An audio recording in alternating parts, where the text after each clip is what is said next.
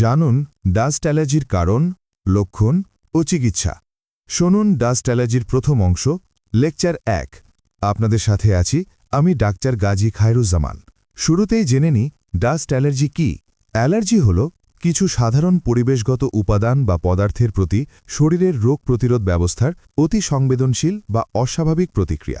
অধিকাংশ মানুষের জন্য ক্ষতিকর নয় এমন পদার্থ যেমন ধুলোবালি, পরাগরেণু, নির্দিষ্ট কিছু খাবার অ্যালার্জিপ্রবণ ব্যক্তির শরীরে প্রবেশ করলে ইমিউন সিস্টেম তা হুমকি হিসেবে চিহ্নিত করে এবং প্রতিক্রিয়া সৃষ্টি করে। ডাস্ট অ্যালার্জি হল শ্বাসতন্ত্রের একটি সাধারণ অ্যালার্জিক রোগ যা মূলত ঘরের ধুলোবালিতে থাকা অ্যালার্জেনের কারণে ঘটে।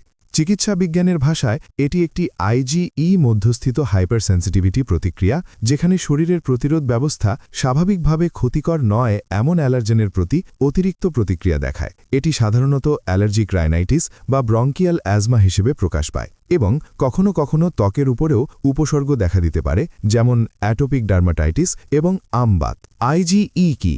আইজিই হল শরীরের ইমিউন সিস্টেমের একটি বিশেষ ধরনের অ্যান্টিবডি। যখন কোনো অ্যালার্জেন যেমন ধুলোবালি, ডাস্ট মাইট, পোষা প্রাণীর লোম, খুশকি শরীরে প্রবেশ করে, আইজিই সেই অ্যালার্জেনের প্রতি সিগন্যাল পাঠায়। এর ফলে হিস্টামিন এবং অন্যান্য রাসায়নিক পদার্থ নিঃসৃত হয়, যা নাক, চোখ এবং শ্বাসনালীতে প্রদাহ এবং উপসর্গ যেমন হাঁচি, কাশি, নাক বন্ধ, চোখের জ্বালা সৃষ্টি করে। সহজভাবে বলতে গেলে আইজিই হল শরীরের সতর্ক বার্তা প্রোটিন যা অ্যালার্জিক প্রতিক্রিয়ার জন্য দায়ী।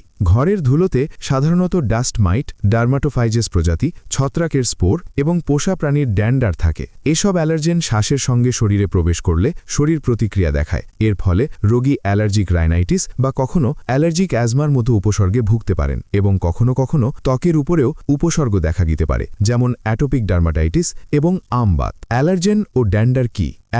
অ্যালার্জেন হল এমন কোনো পদার্থ যা কিছু মানুষের ইমিউন সিস্টেমকে অতিরিক্ত প্রতিক্রিয়া দেখাতে প্ররোচিত করে, যেমন ধুলোবালি, ডাস্ট মাইট, পোষা প্রাণীর ড্যান্ডার, ছত্রাকের স্পোর, পরাগরেণু, কিছু খাবার ইত্যাদি। ড্যান্ডার পোষা প্রাণী বা মানুষের ত্বক থেকে ঝরে যাওয়া ক্ষুদ্র ত্বকের কণা যা ঘরের ধুলোতে মিশে যায়। এটি ডাস্ট অ্যালার্জির একটি প্রধান কারণ। ঘরের ধুলোতে সাধারণত ডাস্ট মাইট, ডার্মাটোফাইজেস প্রজাতি, ছত্রাকের স্পোর এবং ড্যান্ডার থাকে।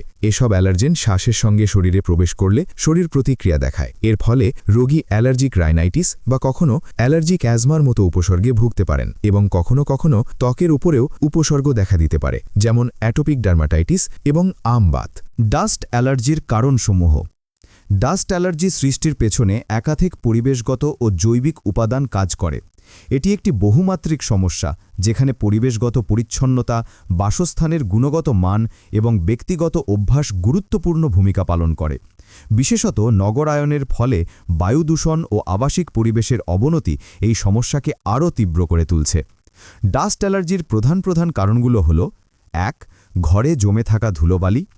দীর্ঘদিন পরিষ্কার না করা ঘরের ধুলোবালি বিভিন্ন অ্যালার্জেন বহন করে, যা শ্বাসনালীর মাধ্যমে শরীরে প্রবেশ করে অ্যালার্জির প্রতিক্রিয়া সৃষ্টি করে। ২. ডাস্ট মাইট। ডাস্ট মাইট হল অতি ক্ষুদ্র অণুজীব যা খালি চোখে দেখা যায় না।